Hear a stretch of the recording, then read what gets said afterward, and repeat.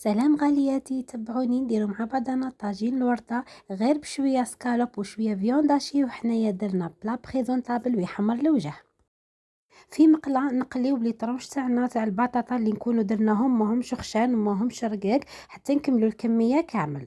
ونداويو السكالوب تاعنا اللي كنا رحينا نحطولو التوابل الاختيارية، ونزيدولو نص مغرف طماطم ومعدنوس مقطع، ونخلطو مليح. ومن جهه نكونوا ديجا وجدنا لي بول تاعنا تاع الفيونداشي اللي يكونوا رقاق صغار بالملح والفلفل الكحل برك مداوينهم ومقليينهم.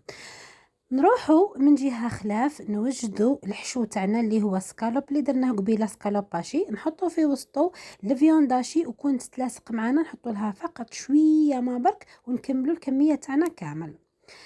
واخيرا نشكلوا الورده تاعنا كما راكم تشوفوا، ما تخافوش ما هي راح تتحلى والو، فقط تبعوا طريقتي كما راني دايرت لكم انايا. شوفوا هنا يا بنات الشكل النهائي كيفاش راح تكون، وتكون باحجام متساويه جدا. هنايا نديروا المول تاعنا، ما نحتاجوا لا مول لا والو، حنا نخدموه. نديروا بابي الومنيوم كما راكم تشوفوا، نشكلوا دائره هكا في الوسط، ونزيدوا نقطعوا شويه بابي كويسون، ونحطوا الورده تاعنا.